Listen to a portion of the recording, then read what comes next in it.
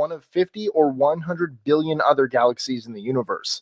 And with every step, every window that modern astrophysics has opened to our mind, the person who wants to feel like they're the center of everything ends up shrinking. Neil deGrasse Tyson. I'm Mike with List 25, and here are the 25 most bizarre galaxies in the universe.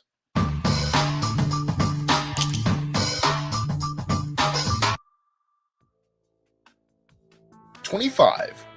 Messier 82. I'll start off our list of the strangest galaxies in the universe with one of the most impressive, Messier 82. Known as M82, this galaxy is 5 times brighter than the entire Milky Way due to the rapid birth of young stars, a rate of 10 times greater than inside our own galaxy. Over time, stars will be created so quickly they will devour each other. The red plumes coming out of the center are glowing hydrogen gas being ejected from M82's center. #24. Sunflower Galaxy. Formerly known as Messier 63, the aptly named Sunflower Galaxy looks as though it belongs in Vincent van Gogh's repertoire. This cosmic beauty boasts bright, winding arms made up of newly formed blue-white giant stars. Just as with this sunflower design, galaxies are also known for mimicking natural designs such as whirlpools and arms. #23. MAX J0717. MAX J0717 is one of the strangest, astronomically speaking, galaxies on this list. Technically a galaxy cluster, MAX J0717 was formed by the collision of 4 other galaxies. A stream of galaxies, gas, and dark matter over 13 million light-years long are colliding in an area already dense with matter, creating fascinating images for us to see. #22. Messier 74. If Santa Claus has a favorite galaxy, it would be this one. Messier 74 is often talked about by astronomers around Christmas time since the spiral arms clusters of young blue stars and the bright glowing balls of ionized hydrogen make it look like a Christmas wreath. #21. Baby Boom Galaxy. A starburst galaxy about 12.2 billion light-years away from Earth, the Baby Boom Galaxy was discovered in 2008. The aptly named galaxy takes the cake as the brightest starburst galaxy in the very distant universe thanks to its incredibly rapid star formation, a rate of 1 star about every 2 hours. In contrast, our Milky Way galaxy produces a new star on average once every 36 days. My name is Emmanuel. It means God is with us in the Bible. 20. Milky Way Galaxy. Our own Milky Way galaxy is indeed one of the strangest galaxies in the universe, one of the most impressive too, and that's not just me feeling proud. Our massive galaxy is home to at least 100 billion planets and up to 1 trillion stars, some of which are among the oldest in the known universe. 19. IDCS 1426. The galaxy cluster IDCS 1426 boasts multiple accolades. Observed by scientists when the universe was less than 1/3 of its age today, IDCS 1426 is the most massive galaxy cluster in the early universe. It also weighs nearly 500 trillion suns, a number that's pretty hard for us to realistically imagine.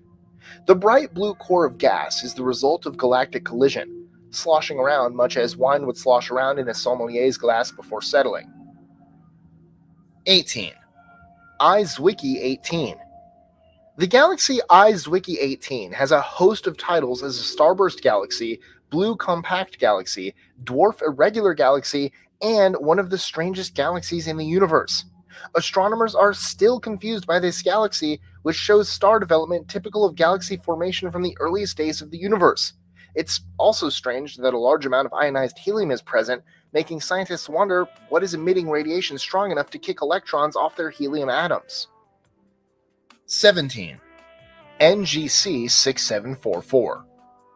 NGC 6744 is a large spiral galaxy which astronomers believe is one of the most similar to ours. Located about 30 million light-years away, the galaxy's elongated core and puffy arms are quite reminiscent of our Milky Way. 16. NGC 6872. The galaxy known as NGC 6872 is the second largest spiral galaxy ever discovered. Its beautiful tail, ironic that it's in the constellation of Pavo, the peacock, is a stretched arm full of star-forming regions. Since this strange galaxy doesn't have much free hydrogen, it relies on material pulled from nearby IC 4970, just above in the picture, for star birth. 15. MAX J0416.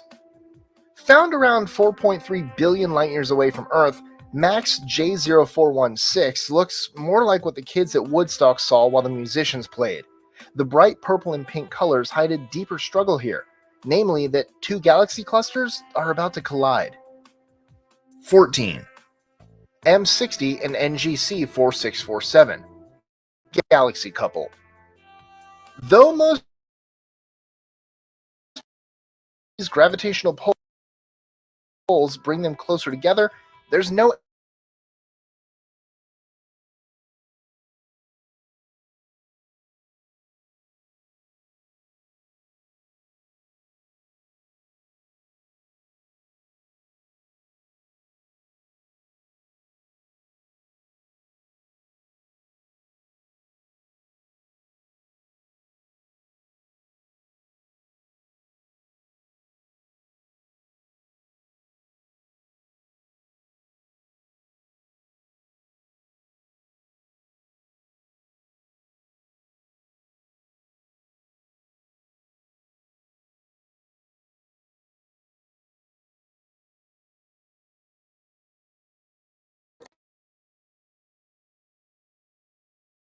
evidence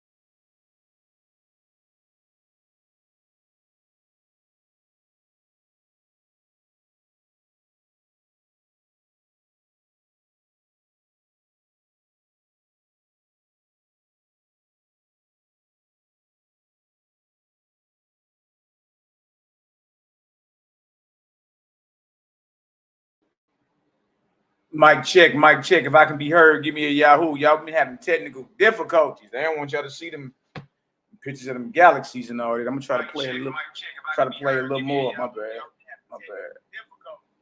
Hell, we're tripping. All right, so give me a Yahoo if I can be heard. I was playing that video showing the vastness and the greatness of the Most High's or the Creator's creation, dealing with the heavens and all that. You understand? So I'm gonna play a little bit more of that, and then we're gonna get into some more history about the Essene community and the angelic hosts that surrounded them. Some interesting information, interesting understanding that's out here. So okay, I see the Yahoos in the building. I see all y'all in the building. Bless up. I know it's early, but we working, baby. Let's work. All right, here. Let me share this one more time, y'all. We almost done. That's a short video. Let me share that with y'all real quick. Man, they hating around this deal. Okay, bye. Here we go right here. See, that's Away from Earth, Max J0416 looks more like what the kids at Woodstock saw while the musicians played. The bright purple and pink colors hide a deeper struggle here, namely that two galaxy clusters are about to collide. 14. M60 and NGC 4647, the galaxy couple. Though most galaxies' gravitational poles bring them closer together, there's no evidence of that with Messier 60 and NGC 4647, but there's no evidence of them drifting apart either. Like content old lovers, the two galaxies drift together in space, exhibiting only minor tidal interactions between them. 13. Messier 81. Located nearby to number 25, Messier 81 is a spiral galaxy with a supermassive black hole 70 million times greater than the mass of the Sun at its center. M81 is home to many short-living but hot-burning blue stars, which heat nearby dust as seen in its spiral arms. Gravitational interactions with M82 have seen both galaxies pulling hydrogen gas away from each other, resulting in wispy lines of gas or high amounts of interstellar gas accumulating in their centers, leading to the rapid star formation. 12. Antennae galaxies. About 600 million years ago, NGC 4038 and NGC 4039 crashed into each other, beginning a massive exchange of stars and galactic matter. Though scientists think the galaxies look like an antennae, it looks to me like it would be better known as the Love Galaxy. 11. Sombrero Galaxy. Amateur astronomers eagerly flock to the Sombrero Galaxy, so named because of its bright nucleus and large central bulge. Add in this spiral galaxy's easily evident dust lane, and it looks like a sombrero in the sky. 10. 2 Mass X J16270254 plus 4328340. This blurry galaxy is known by the seemingly overcomplicated name of 2 Mass X J16270254 plus 4328340. The result of two galaxies merging, this strange galaxy has produced a fine mist consisting of millions of stars radiating out from its center. The mist is expected to slowly dissipate since the entire galaxy is nearing the end of its life, with its stars cooling and dimming. 9. NGC 5793.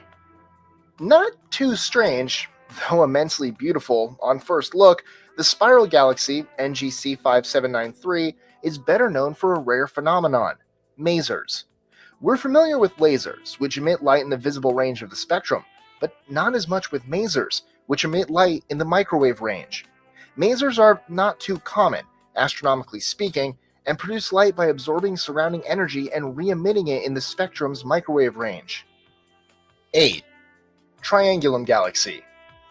This image shows a nebula, NGC 604, located in one of the spiral arms of galaxy Messier 33. Over 200 immensely hot stars heat the ionized hydrogen gas of the nebula, making it fluorescent, as seen here from the Hubble Space Telescope.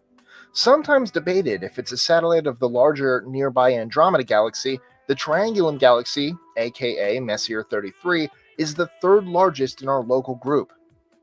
7. NGC 2685. Sometimes referred to as the Helix Galaxy, NGC 2685 is a polar ring galaxy in the constellation Ursa Major. One of the first polar ring galaxies identified, NGC 2685 has an outer ring of gas and stars rotating around the galaxy's poles, making it one of the rarest types of galaxies. Most matter in galaxies orbits the equator, not the poles. Scientists still aren't sure what causes the polar rings, but theorize these galaxies may pull matter from passing galaxies. 6. Messier 94. Messier 94 looks like the most terrifying hurricane which could ever hit our planet. This starburst galaxy is surrounded by bright blue rings of rapidly forming stars. The rapid birth regions are likely due to a pressure wave emanating from the galaxy's center, compressing the outer region's gas and dust to coalesce into clouds, then stars. 5. Pandora's Cluster. Formerly known as Abell 2744, this galaxy cluster is known as Pandora's Cluster due to the host of strange phenomena resulting from the convergence of multiple smaller galaxy clusters. This picture shows the irregularly shaped cluster in blue. 4. NGC 5408. Looking more like the colored sprinkles on a birthday cake, NGC 5408 is a remarkable irregular galaxy in the constellation of Centaurus. Though not as well put together as spiral or elliptical galaxies, NGC 5408 is equally as strange and interesting due to the ultraluminous X-rays it puts out. Scientists still aren't sure what caused them, but speculate it could be an intermediate mass black hole.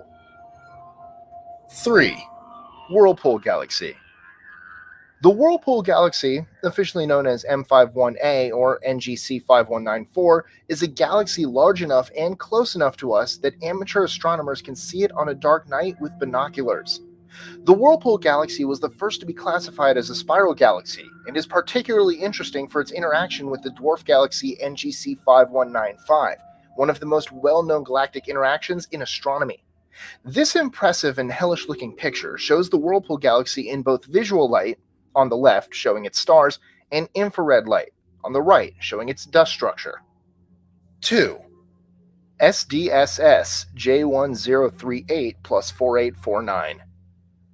Galaxy cluster SDSS J1038 plus 4849 is one of the coolest clusters we've ever found. Resembling a uniquely human figure, like the snowman on the asteroid Vesta from our Strange Things About the Universe list, everyone can see the smiling face of this galaxy. The eyes and nose are galaxies, but the curved lines are due to gravitational lensing. Since the cluster has so much mass, it bends and distorts the light around it, creating this happy arc. 1. NGC 3314A and NGC 3314B.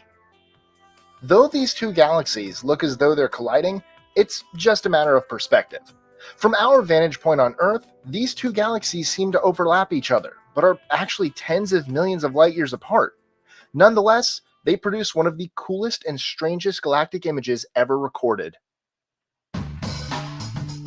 Enjoying our lists? Be sure to click that subscribe button in the top right corner so you don't miss out on new ones every Monday through Friday.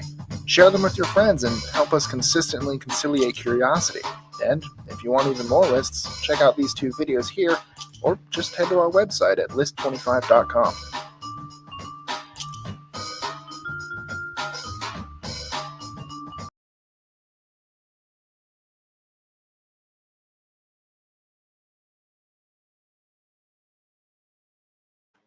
Mic check, 1 2 1 2. All praises to the Most High, the Creator.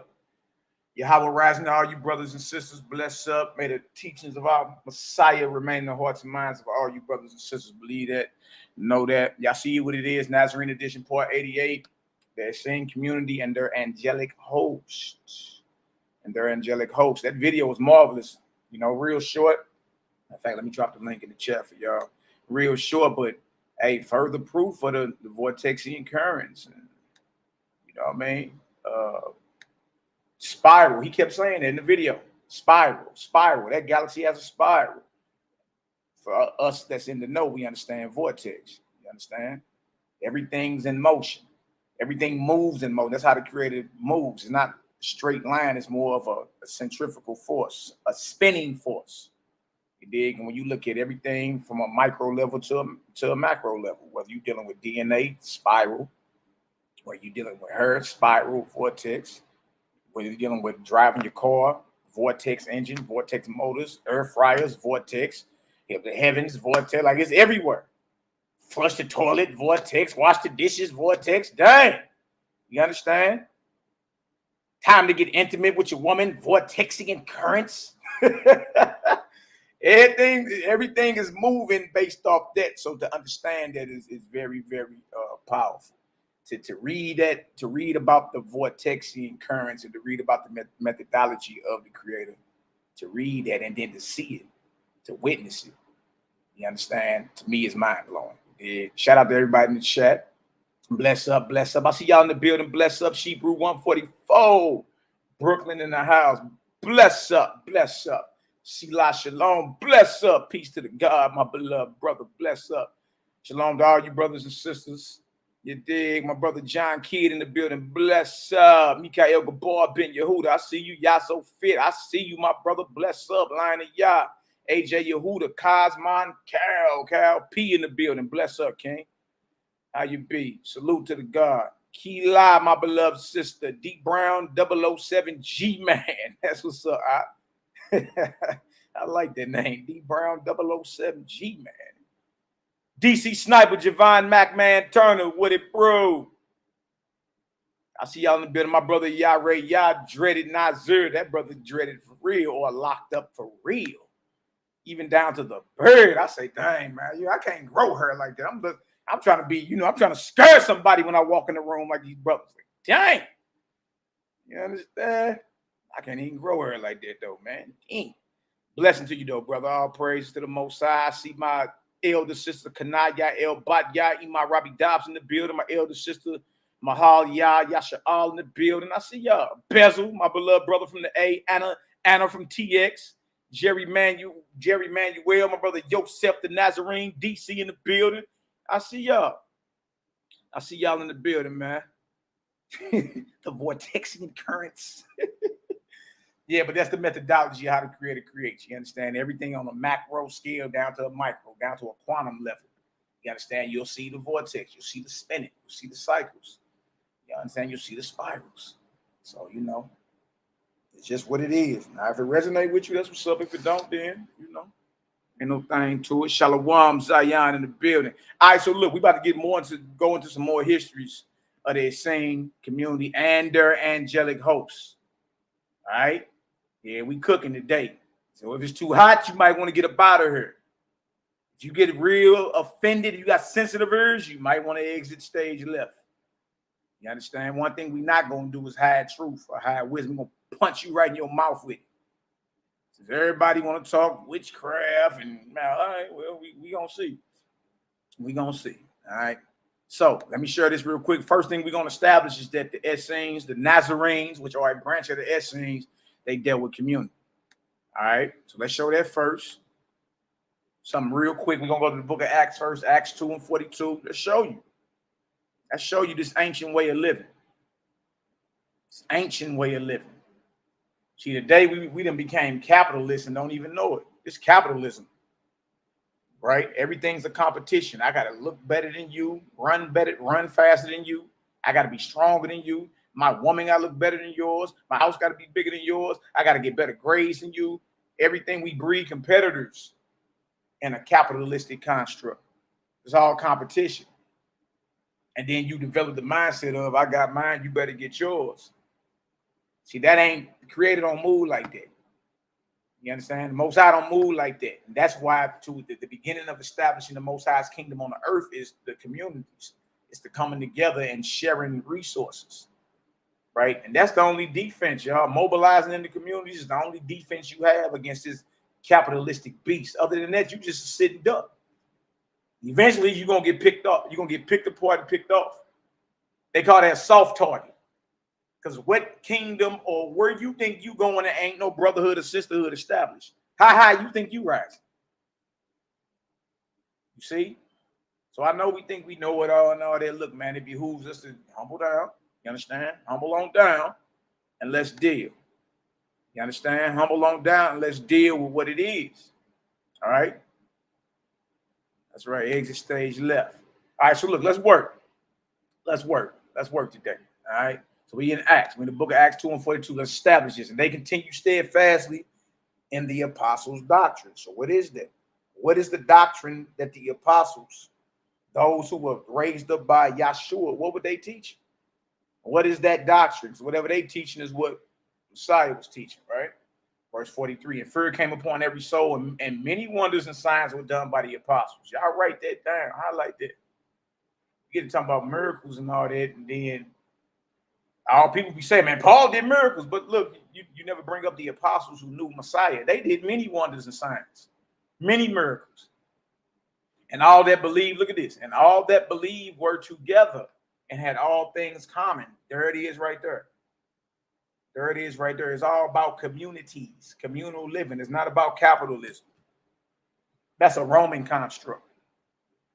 It's not about imperialism and all that. All right? There's no big I's and little U's. You feel me? Your problem is the community's problem. We all come together and figure it out. See that? So that's step one. They believed, so they were together. Faith should unite you. Common belief should unite you. So you got to ask yourself, why is Israel still divided if we all believe the same thing? Newsflash, we don't. We don't. Israel does not believe the same thing. That's a lie. Everybody in Israel is divided. Pick a topic. You won't find all Israel agreeing on that topic. Even down to Deuteronomy 28. All Israel don't even believe or break that down the same way. All right. So faith or a common belief should unite us. Right. And we should come together and share our resources. Absolutely. Absolutely. That way there's no one is homeless on the streets. All right. And there's nobody that's excessively rich. Your needs are provided for the day. So if your family is larger than mine, your needs are larger than mine. All right. So you receive more resources for that day than my family. But nonetheless, everybody's necessities are provided. All right. If you want something more than that, you just got to get your own hustle on. But the necessities, food, clothing, shelter, you understand? That's provided. All right. And all that believed were together and had all things common and sold their possessions and goods and parted them to all men as every man had need. See how they got down amongst them? They sold whatever they had and said, look, it belonged to the community. And whatever any family need for the day, that's what they get. Only your needs, right? And they continue in daily with one accord in the temple and breaking bread from house to house, did eat their meat with gladness and singleness of heart. You see that? Look at this. Praising the Most High and having favor with all the people. And the Most High added to the church or the congregation daily such as should be delivered or saved. Y'all see that? So step one is the apostles' doctrine that they learned from Yahshua. It's to live in community, have all things in common. That's what community is, common unity. All right. And then the needs are handled based off necessity. All right. So again, if your family is larger than mine, well, my family don't need as much as yours. All right. But just because your family is larger and mine smaller don't mean I'm poor and you rich. You see? That's the only way. And then with that understanding, the understanding is I don't own anything. Remember that. Remember that. I don't own anything. All this belongs to the Most High. All this belongs to the Creator. See, so you're getting that selfish mindset out of that by doing something as small as coming together and sharing your resources. Like you tell children, sure, that's mine. That's mine. And we done became children in spirit. You around here thinking this stuff yours and everything that you touch is temporary anyway. Why wouldn't you dedicate your life to raising up the Most High's people, raising up his creation, righteous works done unto others? Why not? Why wouldn't you be mobilizing in the communities you see? It's the worst times ever. It's a period of darkness going on in this earth. You see? So why wouldn't you use the methodology and the tool of the ancients to combat that? All right, next we're going to go over to Acts 4. Look at this. Sharing among believers. Sharing among believers.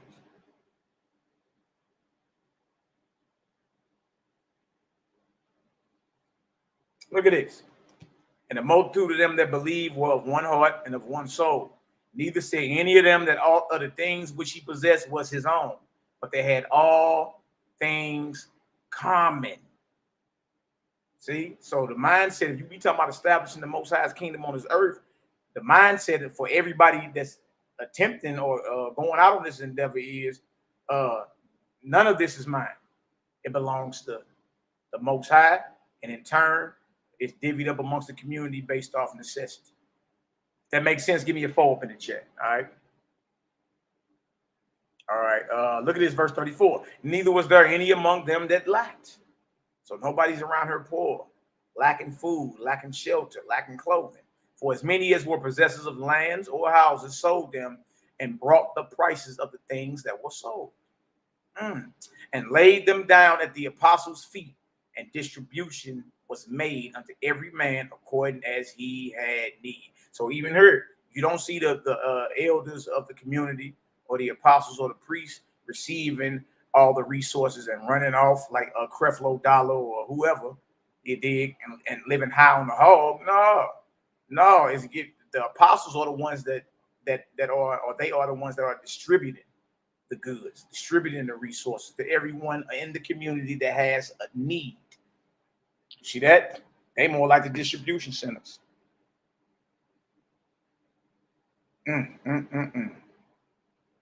And Joseph, who by the apostles was surnamed Barnabas. There go Barnabas right there. Another pioneer in the movement, right? He wasn't an apostle, but he was like one of their students, which is being interpreted the son of consolation, a Levite, and of the country of Cyprus, that's North Africa. Having land, sold it, and brought the money and laid it at the apostles' feet. So y'all see that right there? So right out the gate, we establishing that community. My bad, y'all. Communities. Right out the gate, that's what we establishing. All right. Essenes and them mobilized into communities.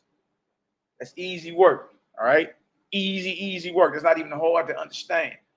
All right. And they had all things in common and shared everything. Nobody was saying this is mine. You can't have it. You understand? But that's the mindset we have today in capitalism. Capitalism breeds competitors. That's what it breeds, competitors. I got to look better than you, run faster than you, be stronger than you, get paid more than you. You understand? Have a better looking woman than you, have a better job than you, a faster car than you. It's all competitors. That don't sound like Creator's kingdom to me.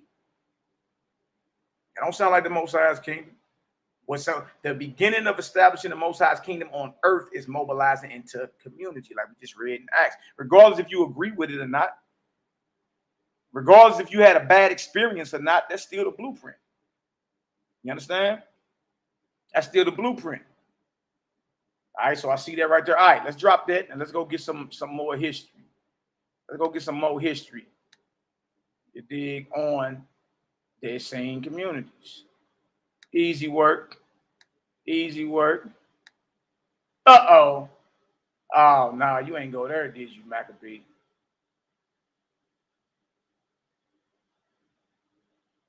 Y'all, we in OSP. All right, God's Book of Esra, chapter 42. All right, we're gonna get a little more understanding about the community of the Essenes and the angels, the identity of the angels that they were in communion with. All right.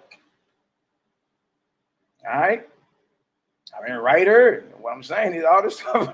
Like, look, we've been on the Nazarene scene lit for well over a year and a half. So, you know, to find out it's more information about the order, then yeah, that's powerful. That's powerful. You ain't go there, did you? That 2 people left. Yeah, boy. But we want to show this though. And it's all good. Everybody ain't ready for this high level of vibration. All right. But let's go examine Earth, Sky, Spirit, OSP, and examine what OSP has to say about what we've been on.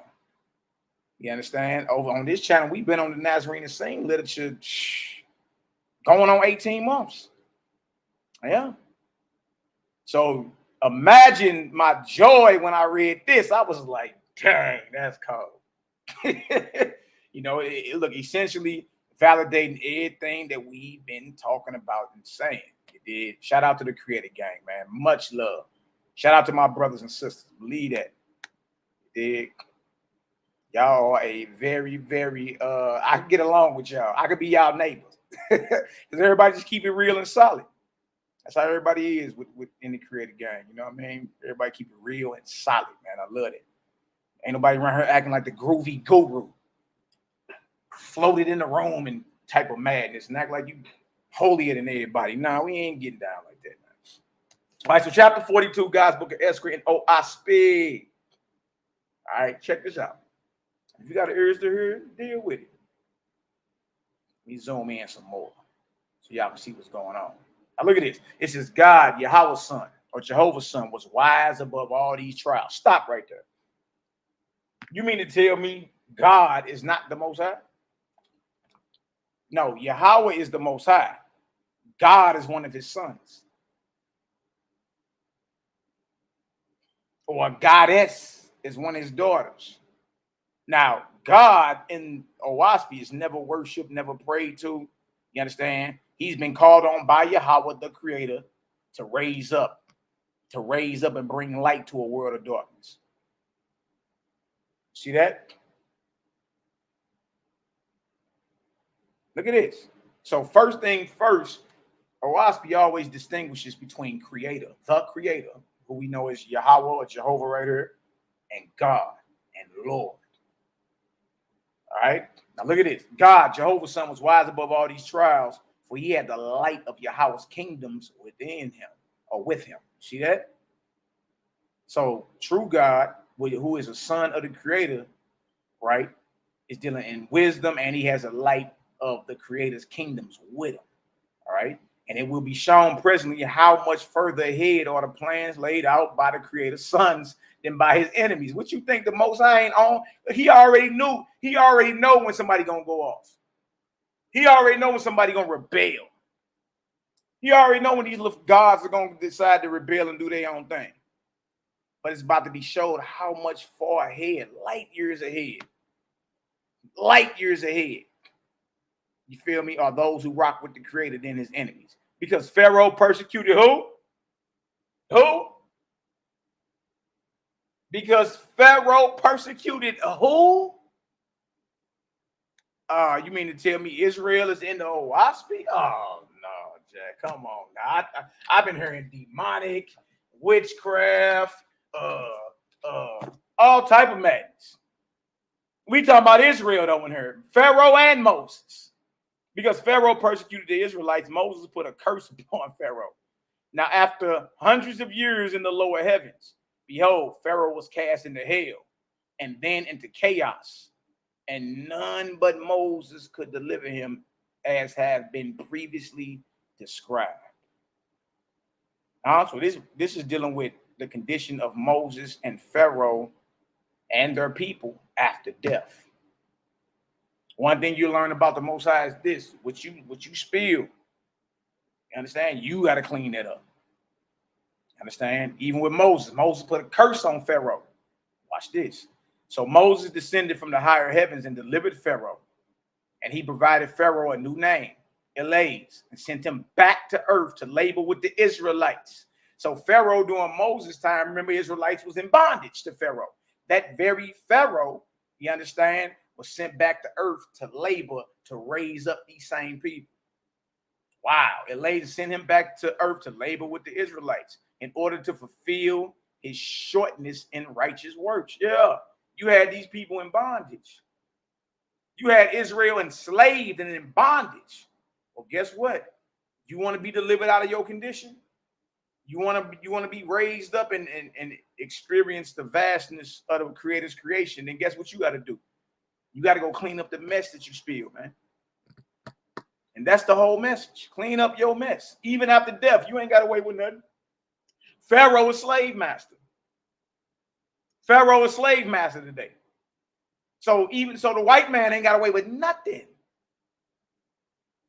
Understand? Who you injure, what you spill, what you mess up, you got to correct that, Jack, before you can ever get in good graces with the Most High. Every tub must sit on its own bottom. Your mind, look at what your mind say. Just watch the video you did on Vortex, what's so interesting is from earthly perspectives, nature's clock, i.e. sun, moon, stars, spin from left to right, aka counterclockwise. Ooh-wee. Ooh-wee. All right, so Pharaoh had to be sent back to earth to labor to raise up Israel. Elias, therefore, became a willing volunteer, and many angels with him.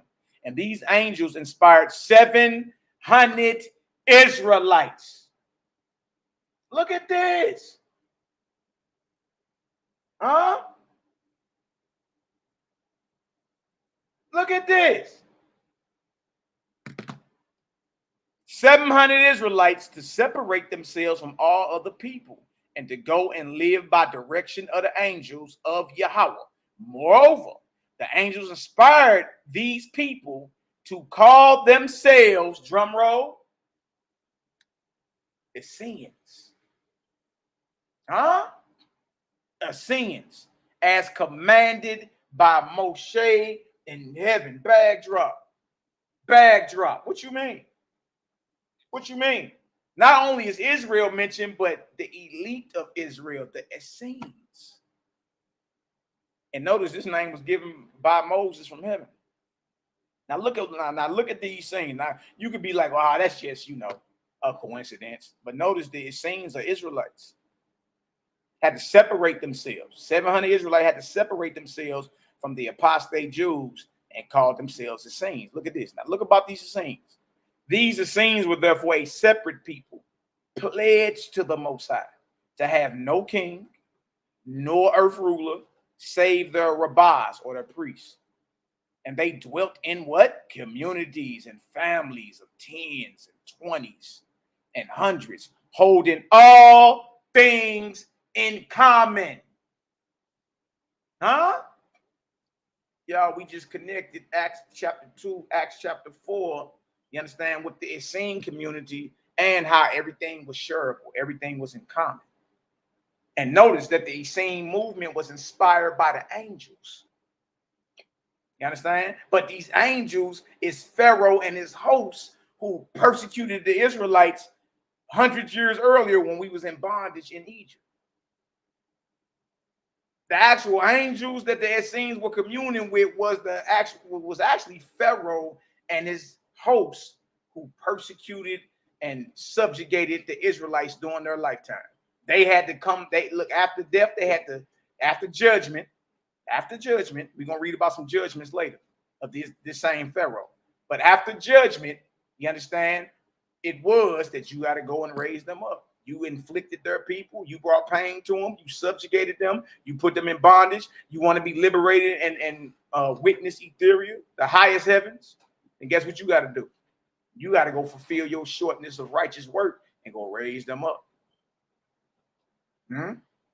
These Essenes were therefore a separate people pledged to Yahweh to have no king nor earth ruler, save their priests, and they dwelt in communities and families of tens and 20s and hundreds, holding all things in common. But in marriage, they were monogamic.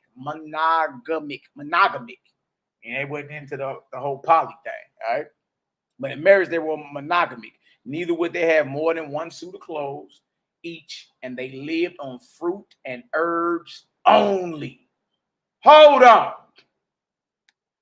This is everything we've been teaching.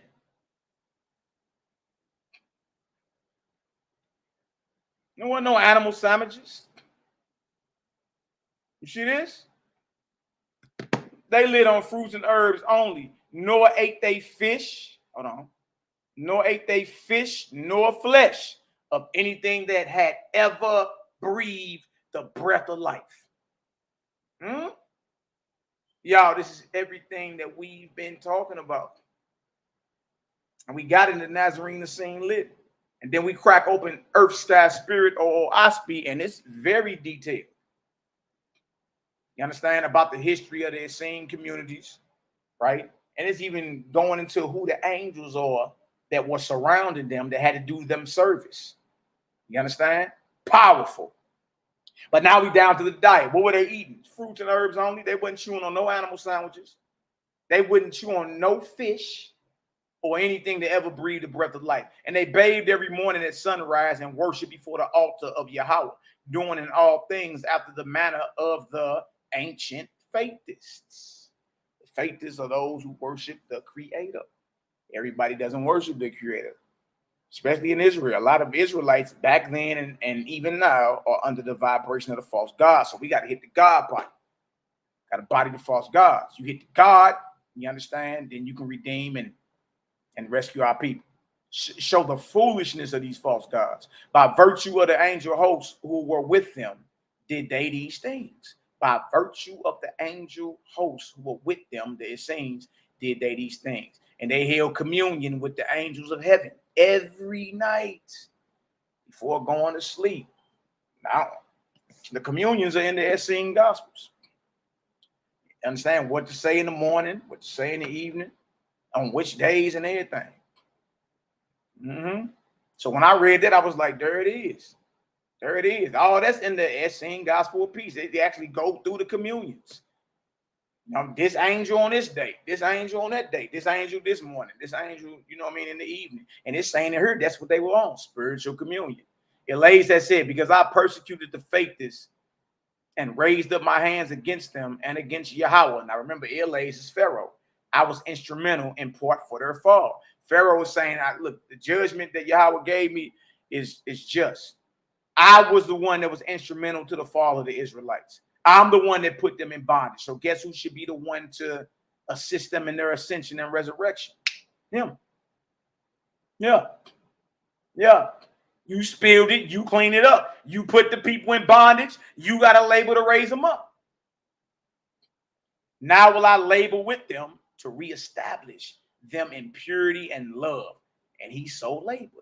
And Elias and his angel hosts made the camps of the Essenes their dwelling places, watching over these few Israelites. Hold on. Hold on. Hold on. Look at this. Watching over these few Israelites day and night for hundreds of years. You see that? Yea, without leaving them. These faithful angels, and remember, these angels is Pharaoh and his hosts who persecuted Israel when we was in bondage in Egypt. This hundreds of years later. Pharaoh and his hosts got to raise up the faithless Israelites known as Essenes in order for them to be redeemed from, you understand, their fallen state. Look at this.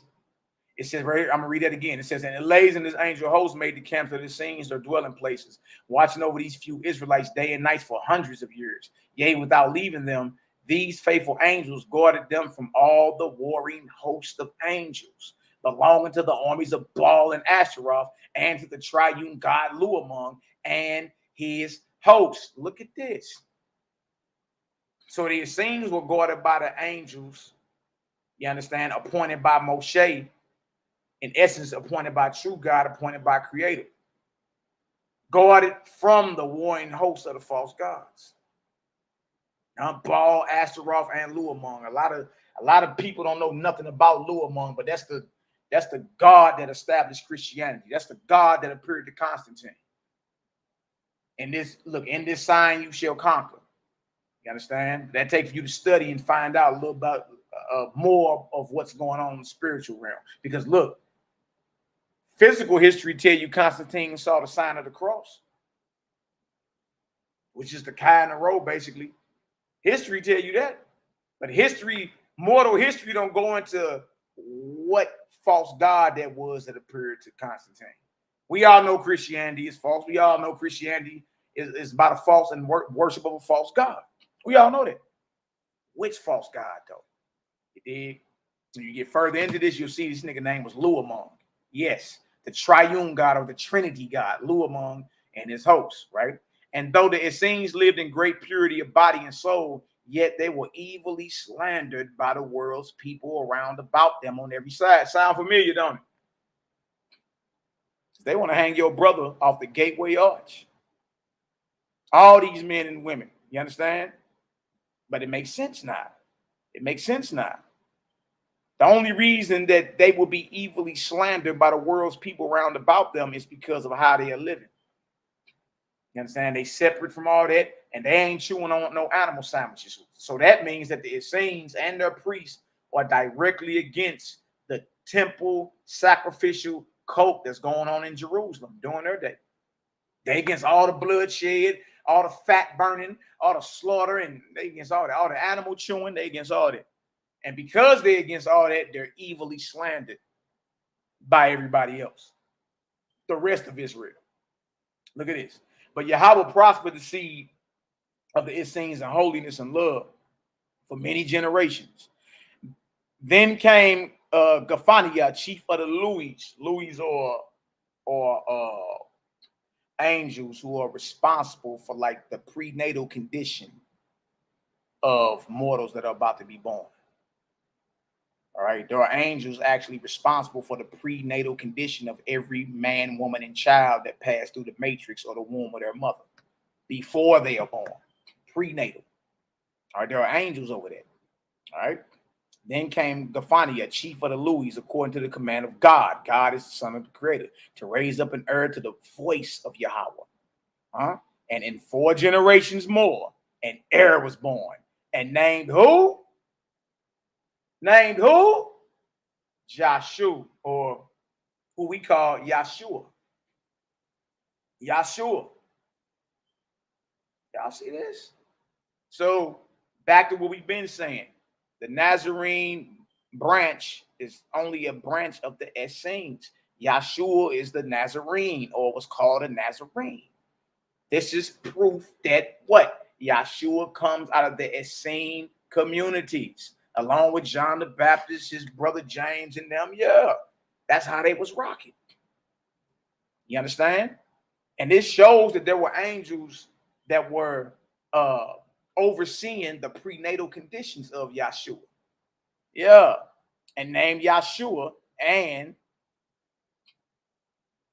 he was the child of who? Joseph and his wife Mara, or Mary. So this is how you know we talking about Yahshua. Look at this. Devout worshipers of the Creator, who stood aloof from all other people, except the Essenes. That means Joseph and Miriam, you understand, lived according to this way as well. See that? Look at this.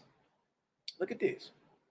And because of the extreme youth of Mara, the child was of a doubtful sex. Whereupon the Rabbah said the child was an Isu, signifying neutral. So meaning that Yahshua was born without any earthly desires. For the most part, that's what that means, Isu. You understand? There's a lot of prophets that came in the past that, you know, it wasn't about the flesh with them. Like they was on their mission for the Creator. They had the light of the Creator on them, and they were on a mission. They had a job to raise up and shine this light.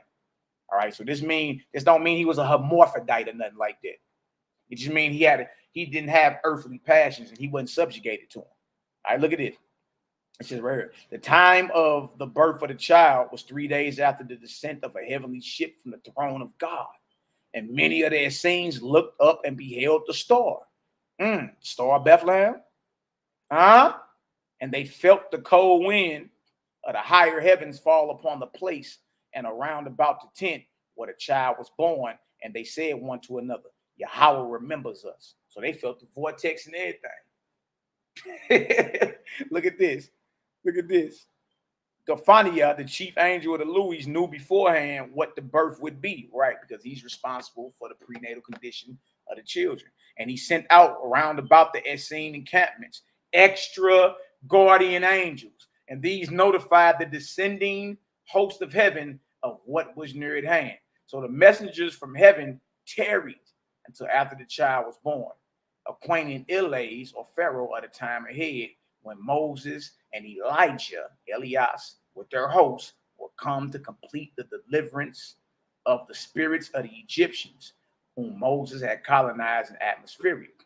Elias, Pharaoh said, thank Yahweh, I shall once more look upon Moshe's face. When the birth was completed, when Yahshua was born, the angels of heaven re-entered their starship and hastened back to paradise, God's heavenly seat. Oh, way. Oh, way we cooking up in here, man. What we doing? Huh? My first question is, what did we read in chapter 42 of God's book of Esther that's demonic, satanic, and of witchcraft? If what we just read was evil, give me a 1. If what we just read was inspiring and intriguing, give me a 2 in the chat. Bless up, baby. 1 if it's wicked and evil. 2 if it resonates with your spirit. Like, dang, that's deep. That's a perspective I never tripped off of. Huh? Man, I see all 2s in the chat. I'm gonna keep it gutter with you. Like, dang. Hey, when I first read it, I was like, good night. Good night. So let's go show more detail of Moses and how he had to come clean up his mess too. Because remember, Moses put a curse on Pharaoh. Back when they were living, Pharaoh had us in bondage. Moses cursed. You understand? That curse followed Pharaoh even into the afterlife. See that? Yeah, we cooking in her today, baby. We cooking in her today, baby. Tick for my beloved sister. Bless up, bless up, bless up. All right, so look, we're going to stay in God's book of Esther. We're going to come back to chapter 43 because we got to read more about Yahshua, his birth, the Essenes, and all that, right? We're going to jump back. We're going to jump back to chapter 16. All right. And this, I speak God's book of Esther. All right. I ain't read nothing satanic or evil yet. I know certain people are, had their reserves, and you got a right to. You got a right to, but eventually you gotta scrutinize it and cross-examine it yourself to be able to speak either good or evil on something. You got to experience that yourself. You understand? And there ain't damn person living.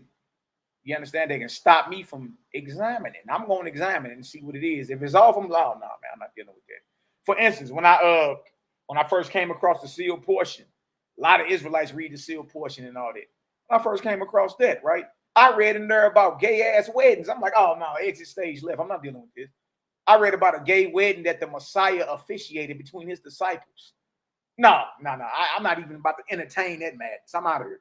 But then, you got people that read other parts of it and be like, man, it's so deep. And I hear you. I'm just saying that right there ain't for me. You understand? That right there ain't for me. That's all I'm saying. Like, that didn't resonate with me. That when I read that the Messiah was officiating a gay ass wedding amongst his disciples in the sealed portion, I had to exit stage left. You understand? So if you hear something that jar your spirit in her, you understand, then you got every right to exit stage left. You got every right to do that.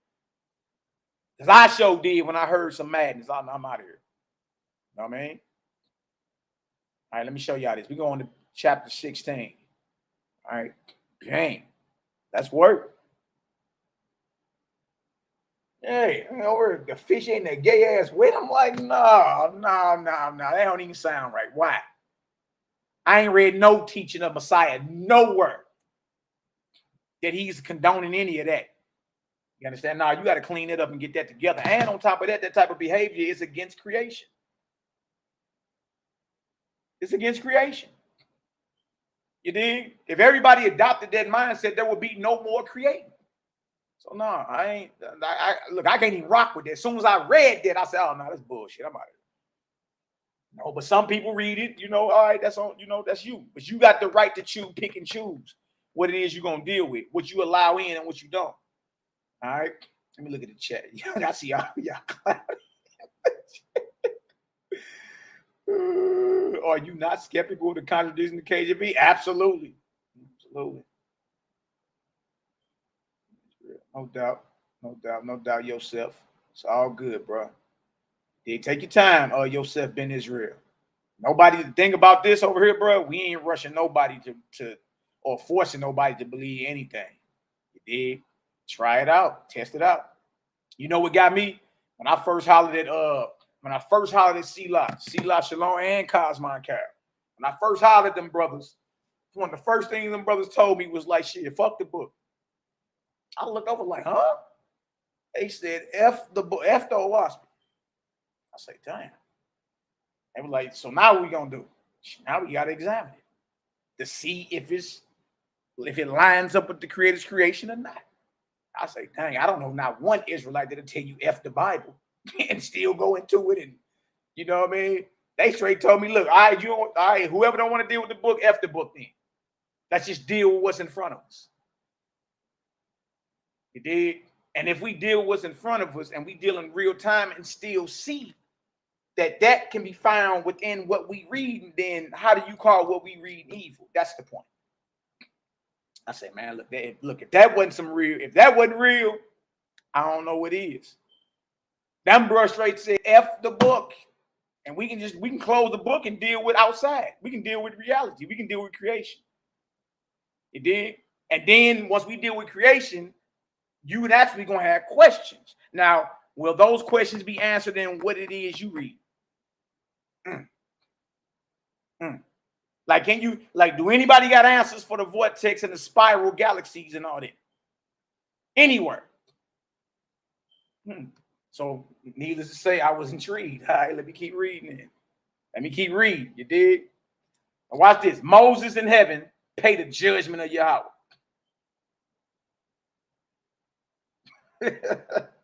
Hilltop in the building. Bless up. Shout out to the Scorn Black Man podcast. That's right. The Most High is in all creation. DC Snipe. That was chapter 42, Anna Nails. All right. So that was real to me. You dig? And then when I examine creation and then get into it, you're like, oh, okay, that's tight. That's tight. Moses in heaven payeth the judgment of Yahweh. HERBAL, one of the chief marshals of God, and for the heavenly city of paradise, came before the throne, duly saluting and saying, hold on, let me zoom in on this. O God, son of Yahweh. O God, son of Yahweh, I will speak before thee. God said, speak thou, my son. So again, always pay attention to Yahweh is not God. God is one of the sons of Yahweh.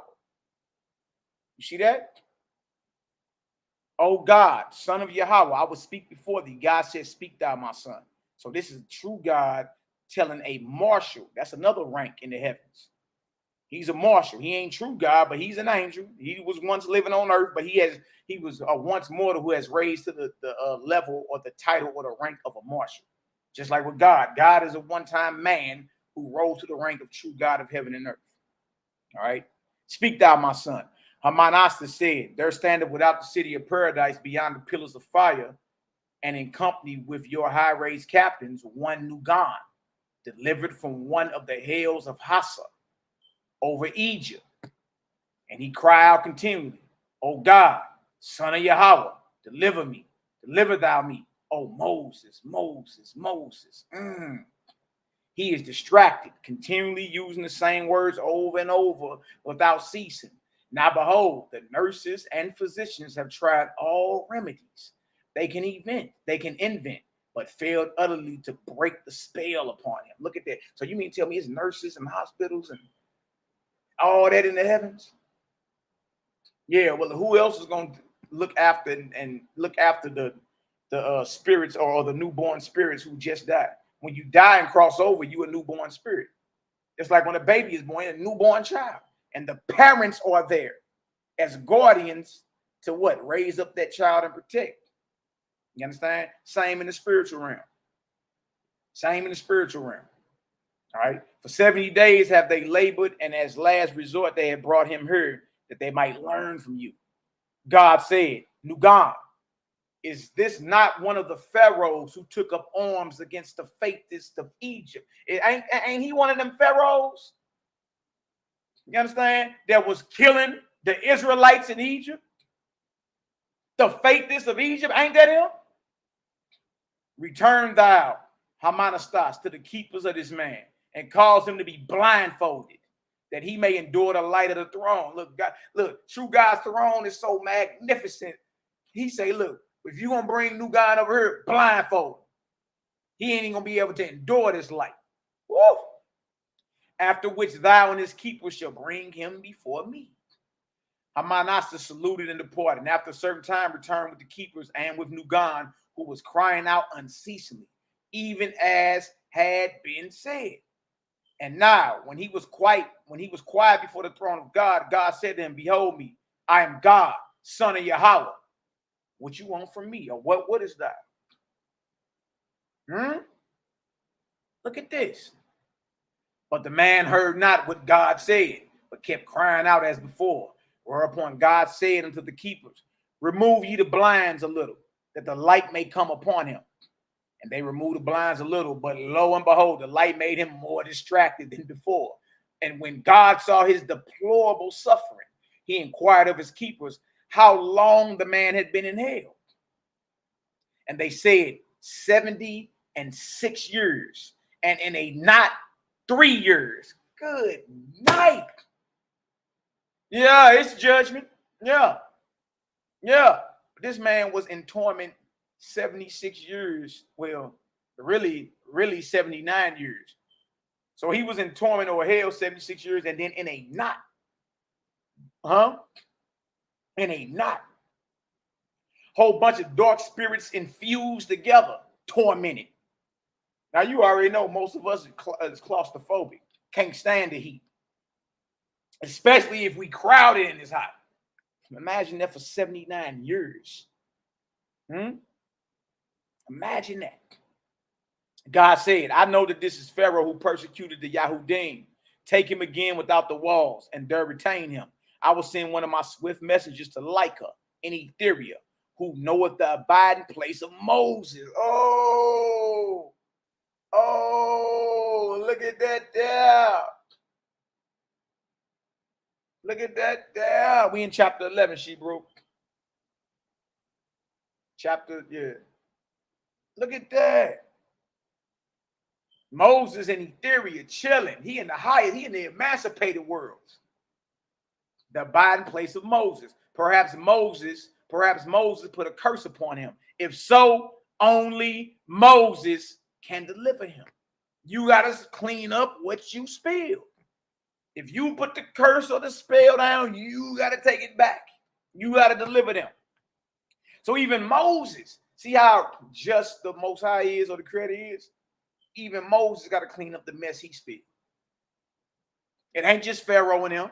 Even Moses got to come deliver. You dig? Look at this.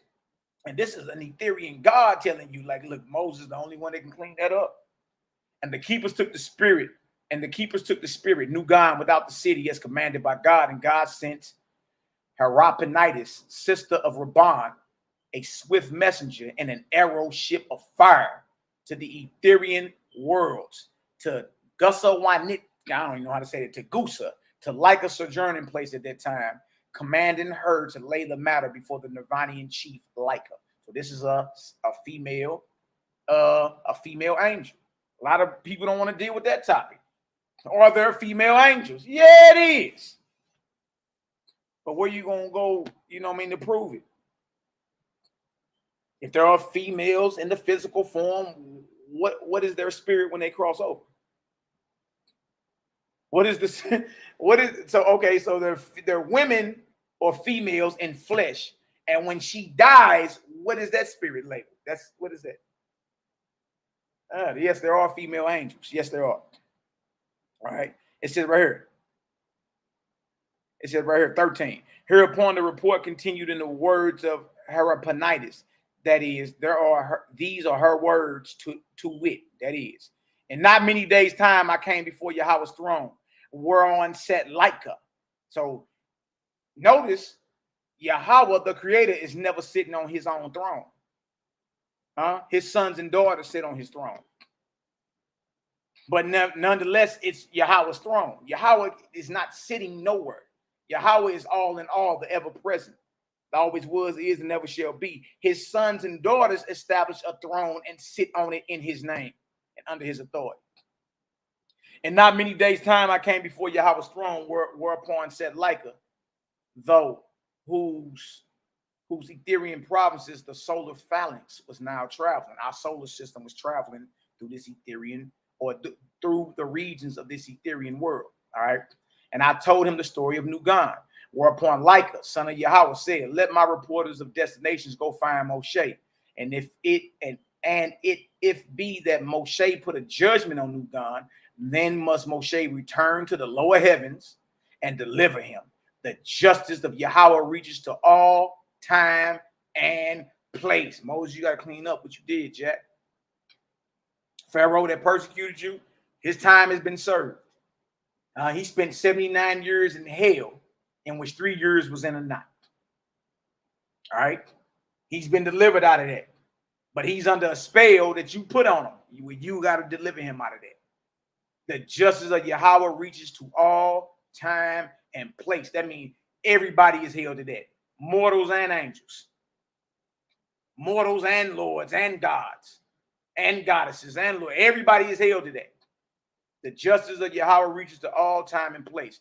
Herapanitis continued, whereupon I saluted before the throne of Yahweh, and in company with the reporters of destination, started forth again in the Ethereal realms. And after passing through 7 worlds, and upward of 300 Nirvanian kingdoms, we entered the plains of Sapas, where are situated the colleges and schools of embassies belonging to the, how do you say that, Githerpsan board of Ritivas. And here we found Moses. They found Moses in the colleges. They found Moses in the highest Ethereal realms. You dig? Where he at? He in the colleges. He in the universities. Yeah. Who no sooner looked upon us, having been told that he was inquired after, than he prophesied the cause. Moses said, alas, finally, because thou hast come for me, thou hast awakened in me that which slept all these hundreds of years. Yea, it is true. I put a curse upon Pharaoh. For I said unto him, thou shalt yet call upon me to deliver thee out of torments. And I added thereto afterwards, saying, of the blood of the sacrifice of the lamb. And I added thereto afterwards, saying, of the blood of the sacrifice of the lamb, this shall be the testimony of innocent blood against yourself and your people for what the Hebrews have suffered. Instead of this, I should have forgiven them. You hear this? Moses, look, Moses is already dead, y'all. Moses is already in Etheria. Moses in the highest levels of Etheria in the colleges. And he's reminiscing when he was in mortal flesh and when he put a curse on Pharaoh through the slaughtering of this lamb. That put a curse. Blood was shed. That put a curse on Egypt, on Pharaoh and his host. And Moses said, I should have just forgave him. Should just forgave him. Yahweh was going to make a move anyway. I should just forgave him. All right. Oh, Yahweh, I have sinned before thee, and thou hast searched me out after all these years and brought the matter home to me. Thou art just, O thou Almighty. In thy name and by thy wisdom and power will I return to the lower heavens and take in charge the man and people I judge. And Moses wept, and he gave command to the builders to provide him at once with a suitable boat of great fleetness. And then Moses procured 30,000 volunteers to go with him. And when all things were in readiness, Moses took leave of his companions, and he and his host entered his fireboat. And presently over our 2 vessels were underway, as if in a race for the red star, the earth. And after some days we arrived in the heavens of the earth, even at the city of paradise, the abiding place of God. Such is the brief heavenly report of Herapanitis. For on her arrival in paradise, her mission was completed for the present. When it was known in paradise that Moses was coming, great joy was manifested, for God and the Holy 11 and the Holy Council all desired to see Moshe. And God commanded the full board of marshals and also the musicians to go outside the capital and meet Moses and escort him before the throne. And they accomplished these things, and Moses came before the throne of God, saluting in the sign, judgment of time. They throwing up signs. They throwing up signs. Where you think you get all the different hand signs, whether it's gang banging, whether it's secret societies and all that, y'all? Remember, man or mortals are influenced by what's unseen. Moses throwing up a sign, which means judgment of time. I'm here to execute judgment. I'm here to clean up what I speak. They throwing up signs and all that. Wow, I found that very interesting. And God answered them under the sign, thy labor is our joy and glory. So they throwing signs up at each other. You see? If y'all understand so far what's going on, and that Moses has returned from the highest heavens to the lower heavens to clean up the mess he spilled, to reverse the curse he put on Pharaoh. And that curse followed Pharaoh after death. If you understand that's what's happening so far, give me a 3 up in the chat. Y'all know we ain't trying to lose nobody. Bless up. Bless up.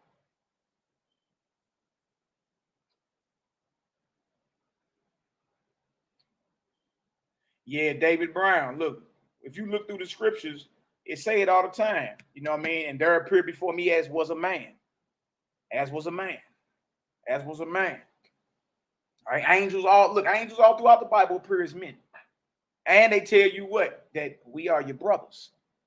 The missing piece is, and what the YHWH's is revealing is that they literally are your brothers. They were one-time mortals, living men and women. Yeah. Yeah. I mean, right there, even if you don't want to accept that, you can't duck the fact that they are called our brothers in the Bible, and they called our brothers, right? I lost my train of thought. They call and they tell us don't worship them. Don't bow to me, I'm your brother. Who have the testimony. Worship the Creator. So they appear as men, call us their brothers. Think about it. Jacob was wrestling with God, but that was an angel. Moses was talking to God, but that was an angel. Exodus 3. I am the God of Abraham, Isaac, and Jacob. The angel was speaking out the bush. You see? Now watch this. And God said in Yahweh's name, O Moses, come thou and honor my throne. And Moses went up and sat on the throne. Look at this. On the right hand of God. And Moses said unto the holy council and to the holy 11, your God shall be my God. In his love and dominion am I cast by Yahweh's will to deliver those that have suffered from me and my words. God said, shall we not have a day of recreation first? Because they kick it in the heavens. See, a lot of us don't know that. The Etherians and the Atmospherians, they be having days of recreation. They kick it. I wonder what they be doing though. Moses said, no, I ain't trying to kick it. Moses said, nay, till I have delivered Nugan that was Pharaoh, there can be no peace. Moses like, I'm not here to kick it, but I'm not even here to kick it. I'm here to handle Yahweh's business. I got to deliver Nugan. Until that happens, there is no peace. Suffer therefore thy marshals to go to the keepers of this man and bring him before this throne. And now again, after a while, Nugan was brought in, all muffled up to keep the light from hurting him. And he was still crying out, oh God, son of Yahweh, oh Moses, Moses, Moses. And when Moses beheld this, he was nigh overcome by the pitiful scene.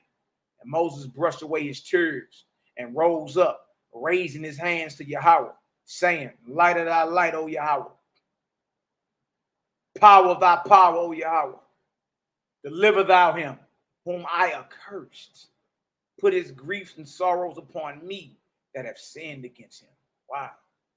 A mantle of yellow light, cloud-like, descended upon Moses as he stood, transfixed before Jehovah. All the places were still as death. The blinds and muffles on Nugan fell off, and he stood silent and motionless, gazing with fixed awe upon the holy scene and upon Moses on the throne of God. The Spirit of Yahweh moved upon the holy place, and the musicians felt the power. It was the light of one who was mighty from the Etherian worlds. Gently then, the music of 10,000 voices fell upon the holy audience.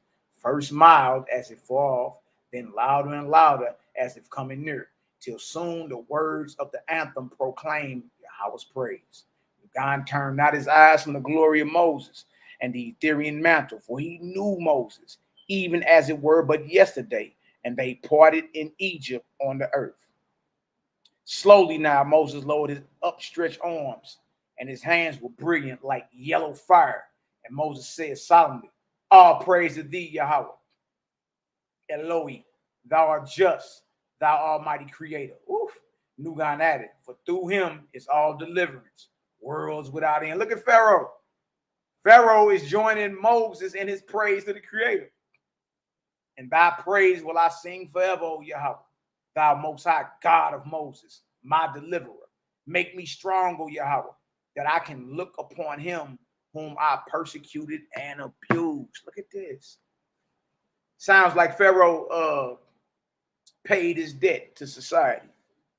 Sound like Pharaoh repented. Sound like Pharaoh, you know, it took for him to die and go through his punishment and all that, but it sound like what? That he learned his lesson. And y'all, that's the reason for any punishment. Most of y'all parents, who punish forever? Who punish forever? And the whole purpose of a punishment is for your children to learn to be better than what they did. You understand? Sound like Pharaoh learned his lesson. You understand? Look at this. Then Moses looked upon Pharaoh. Then Moses looked upon Pharaoh and said, these things had to be. Thou were the last of the pyramidal age of man, and I the first founder of the migration of the righteous. All things are done by Yahweh in his own way and time.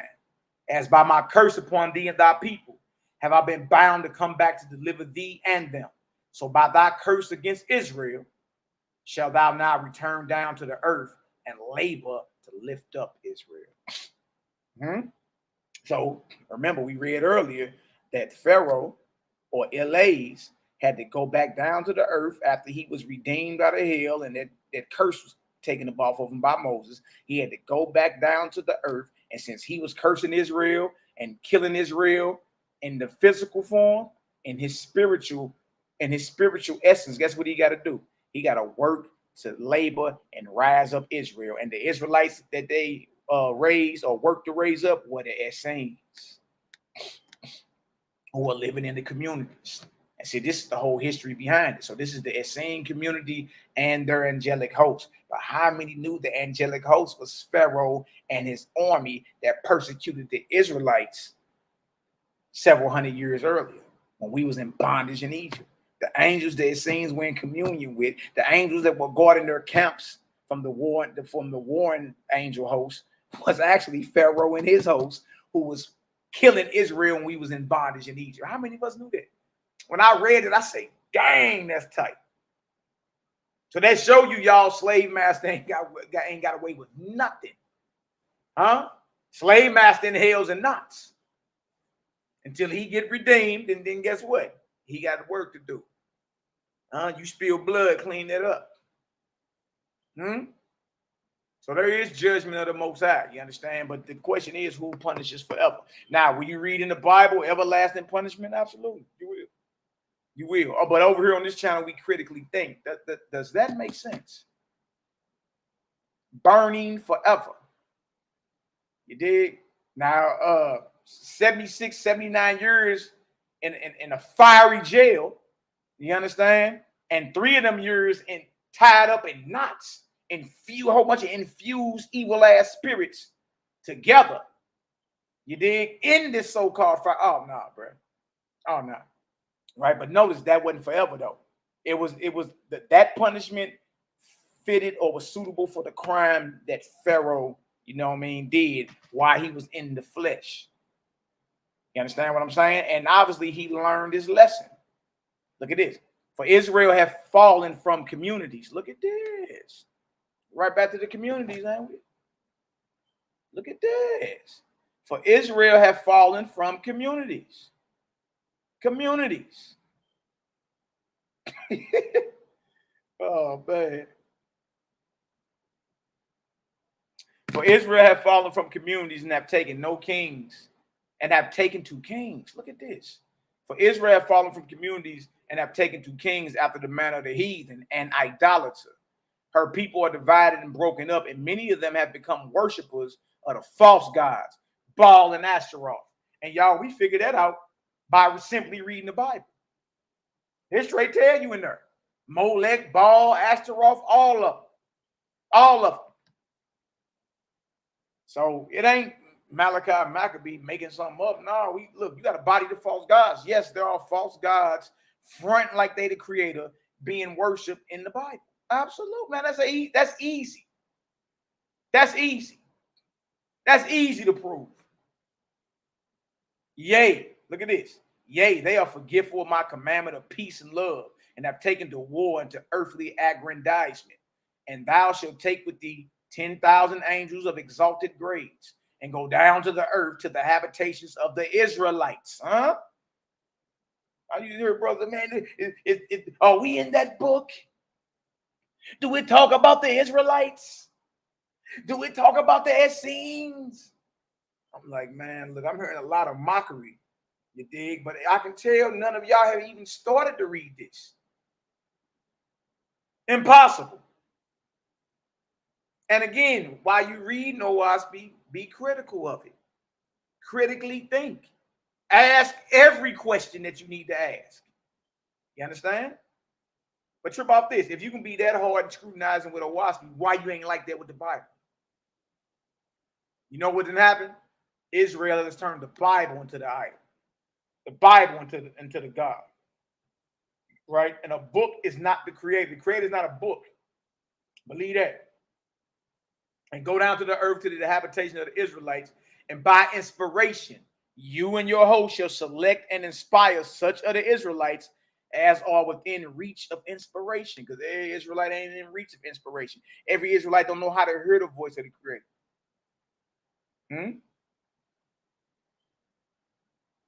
Such of the Israelites as are within reach of inspiration, and thou shalt take them away from all other of their people, and from the heathen and idolatrous tribes that are around about them. Wow. And thou, you, and your host shall abide with these mortals hundreds of years, reestablishing them in peace and non-resistance, after the manner of the doctrines in the Essene worlds, the spiritual realm. And thou shalt call them Essenes, that they may be distinguished from all other peoples. Good night. Good night. Good night. Good night.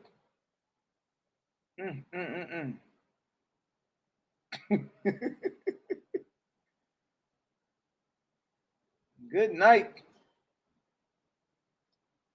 Wow. Wow.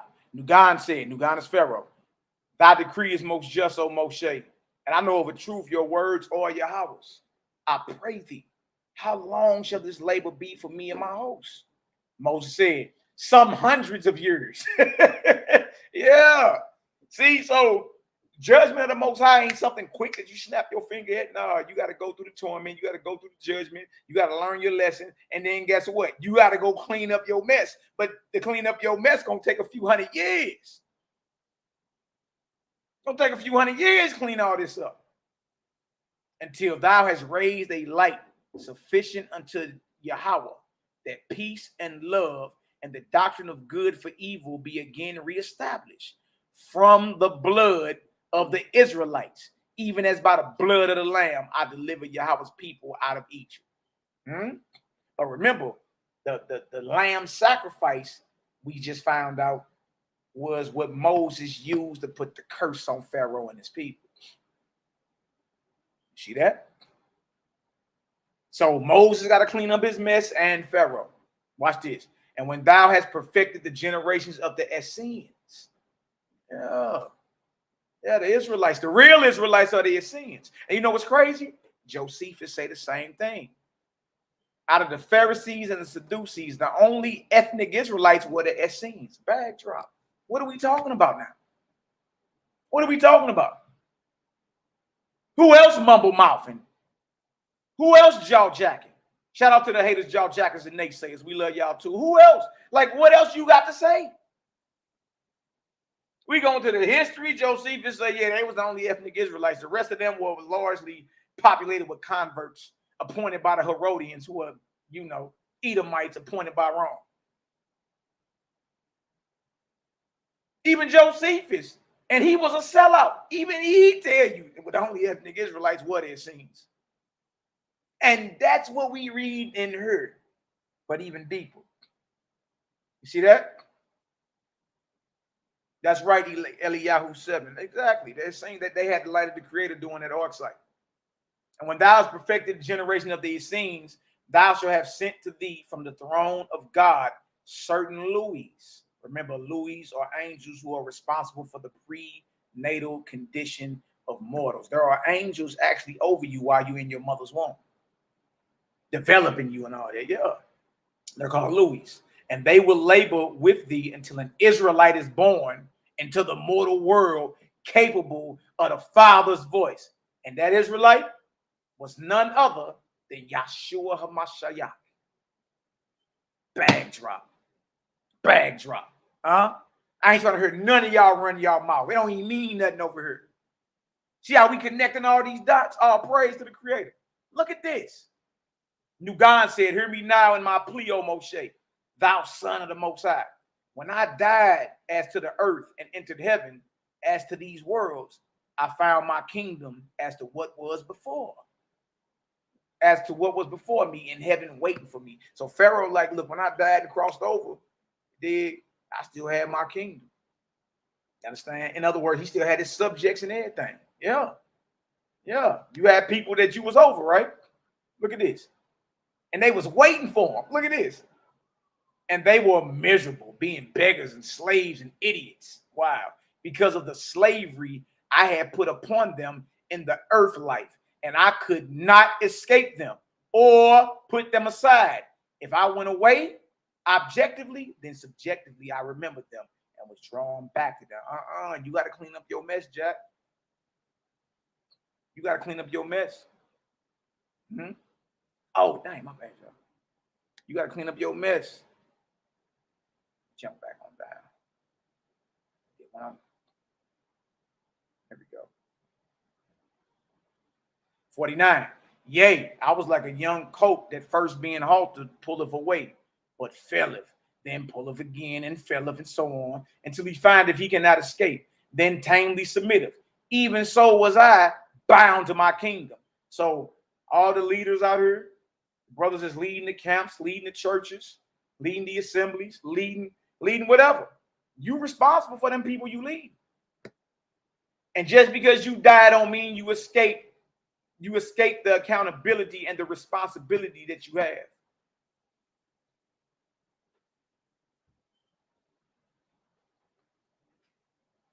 It says right here, and obliged in the end to yield and become a slave unto them, to provide for them. So now Pharaoh got to serve who? He got to serve even the Israelites that he put in bondage that had died and was waiting on. Guess what? Now he got to serve them. Wow. Wow. You know, that make me feel good to know our ancestors, you understand, was never forgotten by the Creator. All the evil atrocities that happen to our people, you understand? Slave master got to clean that up. Look, in this life or the next. And you ain't want to do it in the next, Jack. I'm telling you, the punishment is far worse in the next. You dig? But it's not forever. Eventually you can be redeemed, but you got to learn your lesson. And saying sorry ain't good enough. You sorry for real? Go on over there and clean it up. How long was it going to be? A couple hundred years? Oh, okay. Yeah, I know that part. That part. Get to work. For I had, look at this. For I had so despoiled them of their talents. They were as helpless as infants, and many of them wicked in the extreme. Nevertheless, I accepted that which I could not escape. I toiled with them hundreds of years, restoring them as well as I could. And in time, a ray of happiness came to me, and the hope that in hundreds of years to come, I should find my way out. But alas me, darkness, Aji came upon my already dark heaven. My evil ones, such as I had slaughtered on earth, came upon me for vengeance sake. You hear that? You ain't got away with nothing. Any brothers and sisters that's listening that got bodies on them, that's out here murdering, you ain't got away with nothing. You gotta look, trip off this. When you cross over, you gotta holler at the ones you done put down. Look what he say. My evil ones, such as I had slaughtered on earth, came upon me for vengeance sake.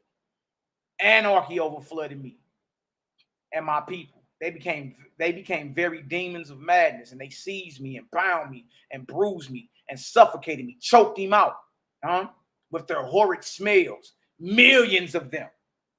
So imagine slave master getting jumped by millions of slaves. Millions of them. Yeah, that's the get back, right? Look at this. Look at this. Millions of them. And their curses pierced me like poison arrows. And remember, y'all, this is the condition of Pharaoh and those he subjugated after death. Yeah. Long I fought them, and I cried out unto thee and to Yahweh. Look at Pharaoh crying out to Moses and Yahweh. But alas, I was in hell. None could hear my prayers. For days and months and years I held out, but only to experience new and more terrible horrors. How long this woe was upon me, I know not. I only remember that my soul sickened within me, and I felt a sinking and a fainting like an endless death that could not extinguish me. To me, it seemed 10,000 ages. You see how that judgment of Yahweh? He said it seemed like 10,000 ages to me. I don't know how long I was up in there. Big, you ain't got away with nothing. You got to clean up your mess. And even if you was an evil tyrant on this side, look, hey, whoever you kill waiting on you, Jack. Oh, man, think about Hitler and them. Think about all the tyrants, Genghis Khan. And think about all that. Mao Tse-tung and all them. Stalin. And think about all that. Huh? Think about the KKK. Think about the neo-Nazis. Think about all that. Huh? And then think about them getting jumped and choked out by everybody who blood they spilled. Being bound and tied in knots. You got to answer for the violence that you put down on this earth. You ain't got away with nothing. So that right there gave me some comfort knowing, hey, okay, all our ancestors got some get back. They got some get back. You just ain't see it. You understand? Look at this. Suddenly I find myself here, distracted before thee, thou holy son of the great spirit. Whence came I? What have occurred? Or is this but a spell of delirious dream? And will I relapse again? Like, am I dreaming? Or will I relapse again into yonder terrible nightmare of horrors?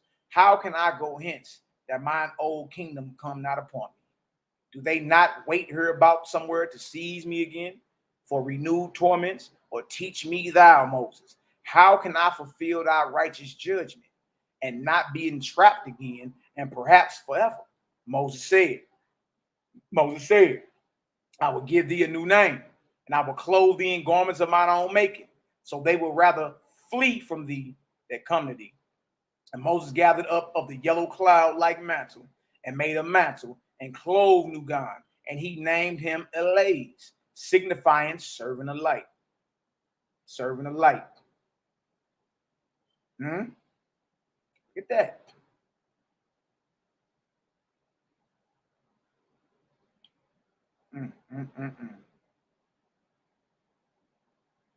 Hold on. And after that, he was provided with 10,000 co-laborers, assisted by Kephaniah, and sent back to the earth on his mission. And God appointed 100 messengers under Pharaoh, that word might be transmitted every month to paradise. And you gotta check in. All right. A little bit more, y'all. We gonna get on up out of here. I got some things I gotta take care of real quick. I just want to come on and show y'all. Now, God proclaimed a day of recreation in paradise, that the inhabitants might meet Moses and his hosts and rejoice therewith. And great was that day in paradise. On the following day, Moses departed for the Egyptian people that had been in hell with Nugan, going to the place of deliverance.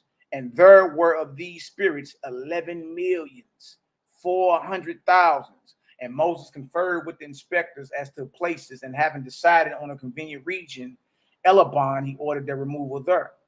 And Moses went with them to Elabon, an isolated region on an artesian plateau, and remained with them 112 days, establishing them with nurseries, hospitals, and factories. And he appointed officers for them to every group and series, going amongst them in person and ministering to tens of thousands of them, providing them places of worship. After that, Moses appointed salesmen as captain over them. Thereafter, Moses departed and returned to paradise, where he remained 2 days more, and then took leave and departed for his own heavenly place in Nirvana. But ere he departed, he said, when the Aegean force is past and gone, and it be Yahweh's will, I shall return again to look at my host. So he said, when the period of darkness is coming on, I'm going to come back and check in. And now was God's attention directed to the who? The Hebrews. The Hebrews. Wow. Wow. Wow. And now was God's attention directed to the Hebrews, the faithists of Western Arabia, or Western, what you call Africa. All right, that whole Saudi Arabia, Africa, all that right there, Egypt, that's called Arabia. All right, Shem's portion, basically. The faithists of Western Arabia, where the god Baal that gained access and power, have affiliated with one Dagon, a false god located in those regions, who maintains 6 earthly oracle houses and a small heavenly kingdom of his own. And it came to pass that the Hebrews were a divided people. Yeah, that ain't nothing new, y'all. Ain't nothing new. Hebrews were a divided people. A small minority of them still worship Yahweh, having colleges of prophecy and places of learning. But the great majority of them were worshipers of the Lord and God, believing the Great Spirit was only a large man in heaven, after the manner of Baal or Dagon or Ashtoreth or any other god. You see that? You see that? A large man in heaven after the manner of Baal. And when you go pull up Baal in them, when you go pull up them on a throne, wow. Wow. Not the Great Spirit, but the Lord and God, you dig? And supposing that the Great Spirit or the Creator Yahweh was a large man in heaven somewhere. In essence, the Creator is everywhere, all in all, the ever present, the always was, is, and ever shall be. You understand? He's ever present right now. Look at this. God said of them, though they pretend to be of many kinds, I see but two. Those who worship the ever-present Yahweh or Jehovah, and those who are drifting into heathenism. Which one is you? We done read Hebrew. We done read Israelite. We done read Essene. We done read Jew. We done read faithists. So true God saying it's many of them, but I only see 2 factions. Either you worship Creator or you're drifting into heathenism. Oh-wee. Oh-wee. Oh-wee. Which Israelite are you?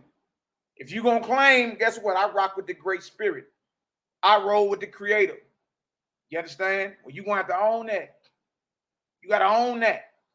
You understand? And you have to differentiate between the Creator and the false gods. Because obviously Israel been up under the inspiration of false gods for millenniums. Mine eyes behold the true faith is with colleges and with books of learning. But as for the others, they are becoming consulters of the oracles, the same as the heathens. How can they remain a united people? The gods of one city and temple teach one doctrine, and the gods of another people teach another doctrine. God had previously sent to Ebenezer one Jerub with 10,000 assistant angel strategists to be with the king of the faithists. Jerub now asked for other 10,000, and God sent them to him. And God said unto Jerub, a war will presently result. A war will presently result between Baal and Ashtaroth and Dagon and Haggah. And these gods will not only war in heaven, but they will carry their battles down to mortals. And the Israelites will not only forsake their ancient doctrine of who? Peace. Essene gospel of peace. Bag drop. And the Israelites will not only forsake their ancient doctrine of peace, but will become warriors, both against other nations and peoples, and against one another. Take thou heed, O Jerub, of the words of thy God. And while Baal and Ashtaroth are in conflict and neglectful of the temples and oracles, possess you them. He said, while they warring, take over their oracle houses. Take over their temples. Better is it that these false gods win unto themselves as dutiful subjects, 5 angels and 1 mortal take over the oracle houses. That's what man comes to get inspired. Since they fighting, they pulled a hijack and took over their temples. Said, all right, well, we rather 5 angels go that way than 1 man. We guard thy will all the colleges of prophecy against the emissaries of these false gods, and see to it that the worshipers of Yahweh have borne unto themselves a goodly number of prophets. Good night. Good night. Good night. Good night. Family, let me know if y'all got some understanding. Bless up. Bless up. Bless up. All right. What did we read that was evil? What did we read that was satanic? What did we read that was evil? What did we read that had anything to do with witchcraft? Somebody commented on my last video talking about, sound like this bro talking about witchcraft. I was like, bro, I'm talking about the galaxies and according to the pictures, the galaxies got a vortex, a spiral. What are you talking about? All I hear is men talking crazy. Witchcraft, men and women, witchcraft, evil. Well, what is evil? What are we reading as evil? What are we reading? What are we reading that's evil? You understand? If anything, we getting further revelation on what it is we already knew and understood. If anything, that's what we get. You understand?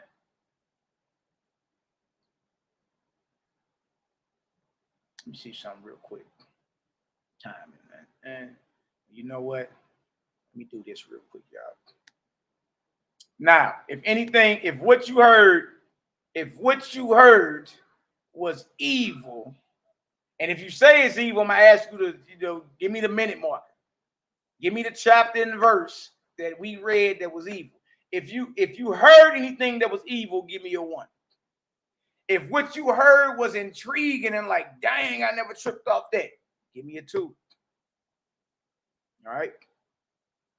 My brother YAH'KI said it was actually a good read. It is, bro. It is. It's like, dang, okay, that's tight. I never tripped off of it like that. You feel me? And if anything, is keeping you away from idolatry and the worship of them false deities. If anything, what's wrong with you? Say, look, even true God tell you, look, don't worship me, worship Creator.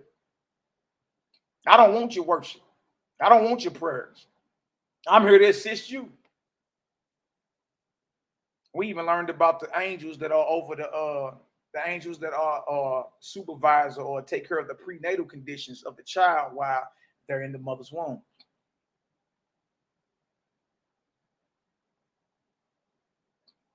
All right, that's a good question. Sarah's virtue, this righteous judgment makes me ask the question about what cleanup is going on now. I mean, a lot of people have been waking up in the time of a so-called 400-year prophecy. Yeah, but you know when those same people get challenged, on what it is that they call the light, and they realize, nah, that ain't light, bro. That's, you know what I mean? It's a little bit above darkness. It ain't no light though. It did when those get challenged to say, well, look, all right, well, this over here is shining a little more brighter, a lot brighter. It did, and it's bringing a lot of clarity to what it is that we understand and what it is that we read. All right, so that's the cleaning up comes into play when a greater light comes. You understand, to expose the darkness that has been exposed, or expose the darkness that has been put out in the streets. That's when the clean up. That's what we doing. We cleaning up. You dig? All praises, glory now to the Most High. My understanding is enhanced. That's all good. So the cleanup, so the cleanup that's going on now, Sarah's virtue, to make it short for you. That's what we doing now. That's what it's about. All right. We all are inspired to shed light or bring light to a dark world and to expose and body the false gods. You understand? Body the false gods. We got to expose that. If you roll with Creator, you roll with the Most High, then it's your duty to differentiate between him and his character and the false God. So that's what Creator Gang doing. That's what we do. That's what we do. That's what my Nazarene is saying, bro. That's what we do.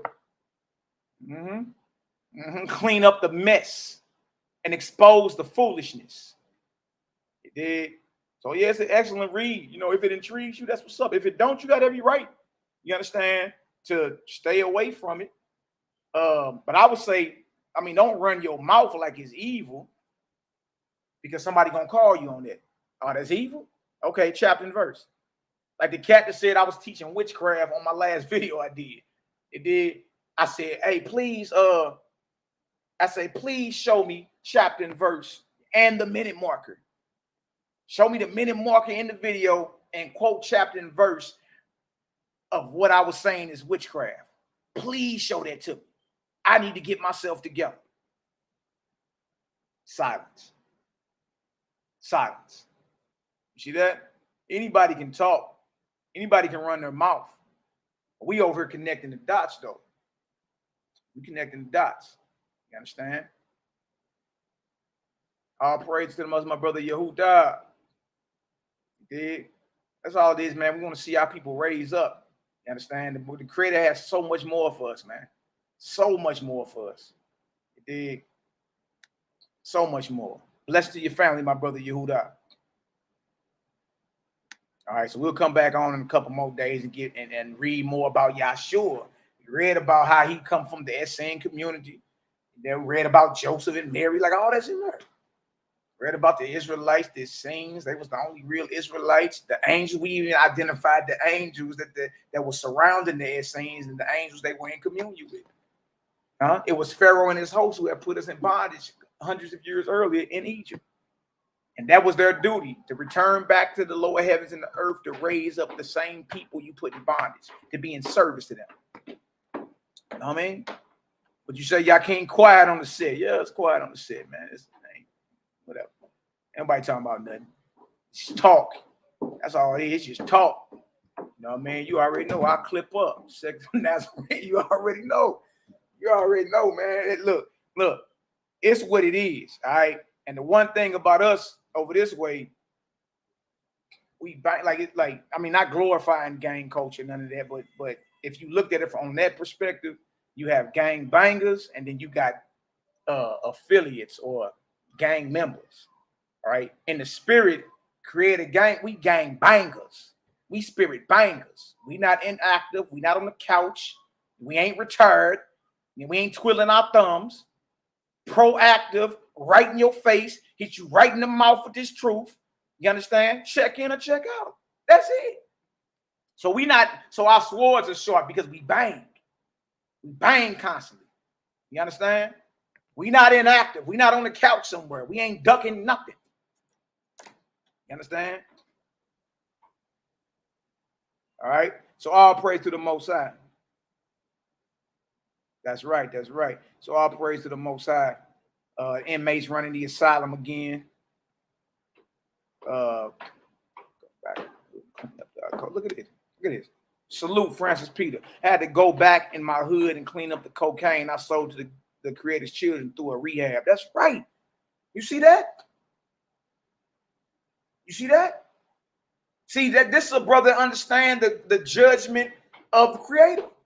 Like, man, why I went and sold the drugs that I had to come and put rehabs up in. That shows you really about this. You know what I mean? All praise and glory down to the Most High, bro. I salute you, Francis Peters. That's what I'm talking about. You know what I mean? And y'all get into it, man. Oh, I speak, Sky, Earth, Spirit. I mean, you know, say it ain't for everybody. Bah! Look at this deal, boy. I got thick this shit. Got thick. This deal an encyclopedia, man. Look at this. You know what I mean? They're like an encyclopedia, boy. You got, man, look. And then they got a whole section in here, y'all. I mean, I'll be here, but man, is it prophecy? Let me show y'all something real quick. Talk about some prophecy. What's going on up here, man? Let me talk about prophecy. Nigga, don't get me started. Do y'all see this? Do y'all see this? That right there is a description of the travel of your solar system, right?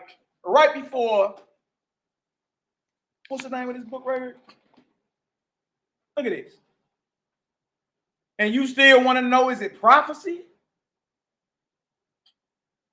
How about the prophecy? How about prophecy is a tool How about you can learn prophecy and learn how to prophesy if you learn the cycles of the Creator? And what does cosmogony have to do with prophecy? What does the study of the universe and its origins have to do with prophecy? What are the heavens telling us? Even in the Bible, it tell you the heavens declare the glory of the Most High, and the heavens are His handiwork. What is it, prophecy? You know what, man? There's a whole book called Cosmogony and Prophecy. What you mean? Man, look, stop it. That's all I'm saying. Stop it. You keep shooting yourself in the foot. Of course, you know, we on the Nazarene Essene lit. But man, I'm gonna keep it real with you. I found it very, very very intriguing, man. It's just like, bruh. Yeah, it's very deep. If you got a scientific, analytical mind, you'll like it. You'll like it. You understand? And the thing is this, you know, if you read some things and you be like, oh, hold on, dang, they don't sit well with me, then ask your questions, or you got to write the close. You understand? But for anybody call anything that's being taught wicked, chapter and verse me, Jack. Give me the minute mark on the video, pause the video, that's wickedness, and show it. Show it. But if you can't, look, just look, smell your own breath in a corner somewhere. You did? So all praise and glory now to the Most High. Let me play something else for y'all as we get on up out of here. You did? I got to go get with the fam real quick. You did? Inmates are running the asylum. I hear the floor squeaking upstairs. I hear everybody up. All right, hold on, let me show y'all something real quick. Very, very marvelous. See.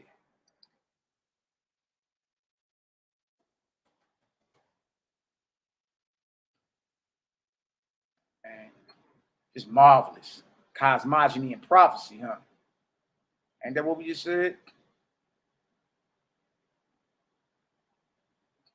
So what I'm gonna do is this.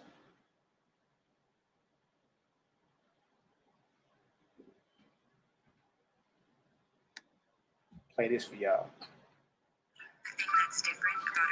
All right, then we're gonna go ahead and do our thing. Bang, bang, bang. Bless up.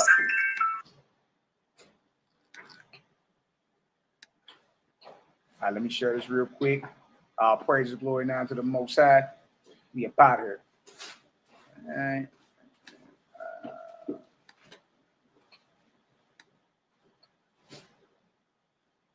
Love y'all indeed and truth. Bless up, bless up, bless up.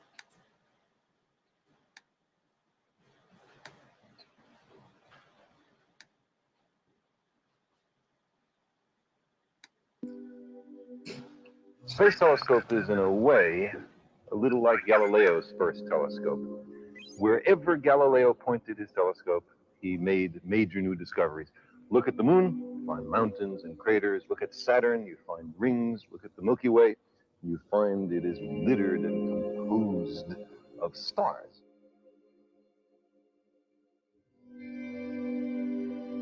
If you could look back in time, when would you look back to? Early man? The time of the dinosaurs? Or the birth of our planet?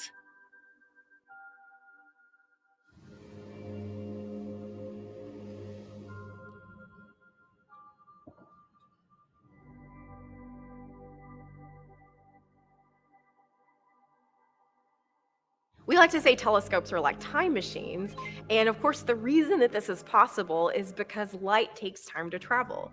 So the street lamp across the street takes a teeny tiny fraction of a second for the light to reach your eye. The light from the sun takes about 8 minutes to reach the earth. So in essence, we're seeing the sun as it was 8 minutes ago.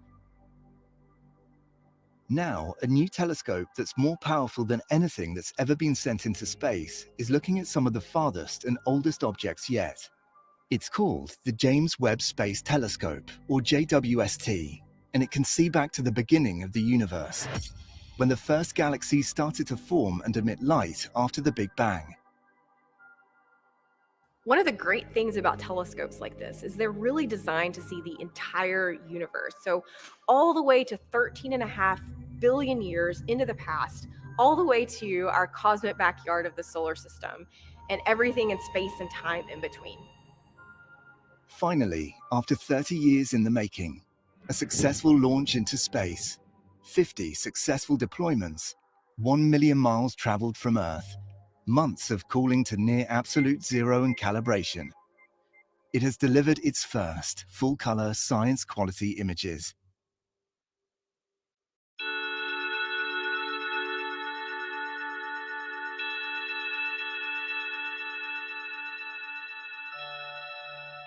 These images showcase the telescope's powerful instruments and offer a preview of the science projects to come.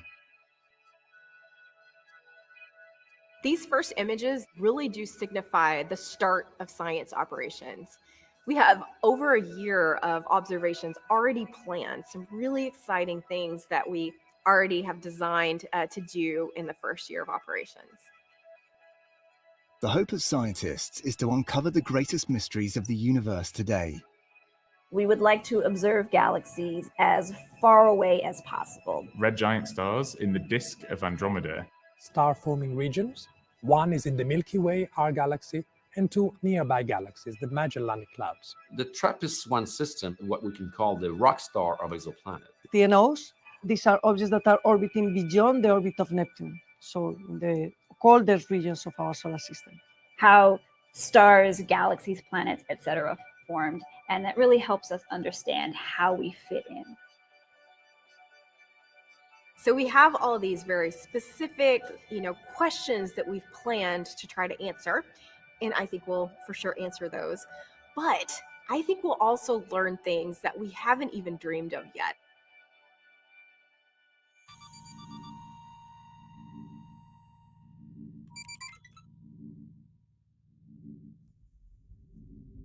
Liftoff of the Space Shuttle Discovery with the Hubble Space Telescope, our window on the universe. In 1990, the Hubble Space Telescope successfully launched aboard the Space Shuttle Discovery. It's been serviced by humans in space 5 times, allowing it to be one of the longest-running and most expensive science missions to date. For more than 30 years, through its powerful imaging system, it's changed our understanding of the universe. Galaxies, nebulae, and star clusters have been seen like never before. The Hubble Space Telescope grew from the idea that by putting an observatory into space above the atmosphere, you could get much sharper pictures without that blurring that the Earth's atmosphere brings. So looking at places in our own Milky Way where stars are being born, and we're beginning to see evidence for planets being born in disks of gas and dust swirling around those stars. Things that weren't even thought of at the time when Hubble was built include measuring the atmospheres of planets going around other stars. And then beyond that, of course, the very big picture has been looking at galaxies all the way back close to the beginning of the universe. Perhaps one of the most well-known images came from what's known as the Hubble Deep Field. Instead of looking at previously known galaxies observed from ground-based telescopes, they pointed Hubble at a relatively empty part of the sky and took hundreds of long exposures over a 10-day period, then combined them. This first image changed the way humanity saw the universe. Almost all of the roughly 3,000 objects captured here is a previously unknown galaxy. So Hubble has actually helped us illustrate the evolution of the universe from the first cold gas and dust, which was lying around millions of years after the Big Bang, and how that coalesced and agglomerated and swirled together to form galaxies full of shining stars. So that's one of the great successes of Hubble. So to follow on from that science and see the birth of the first galaxies, we need a bigger telescope, and we need one that operates in the infrared, and that's the James Webb Space Telescope. JWST is named after James E. Webb, NASA's second administrator who oversaw the agency's decade-long effort to reach the moon. He believed NASA had to put as much emphasis on pushing space science as human space flight. This next-generation telescope is not only 100 times more powerful than Hubble, but its ability to see infrared opens up a world of opportunities. It means that scientists are now able to detect frequencies of light that are invisible to Hubble. The Hubble Space Telescope operates primarily in the optical, so the wavelengths that you and I can see. But as we look at the most distant galaxies in the universe, because the universe is expanding, those galaxies are, in essence, receding from us at faster and faster speeds. And that means that their light is shifted from the visible into the near infrared. So in fact, when we want to see the very most distant galaxies, the first ones which ever formed in the universe, Hubble can't see them. It's unable to see at the right wavelengths, and also it's not really big enough to see those extremely faint objects.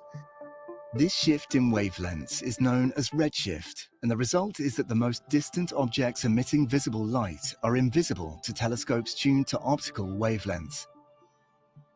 So you need a big telescope operating in the infrared like JWST in order to see those very first galaxies, the ones which are moving so fast away from us that all of their light is redshifted into the infrared. Now, JWST's largest program during its first cycle is going to put those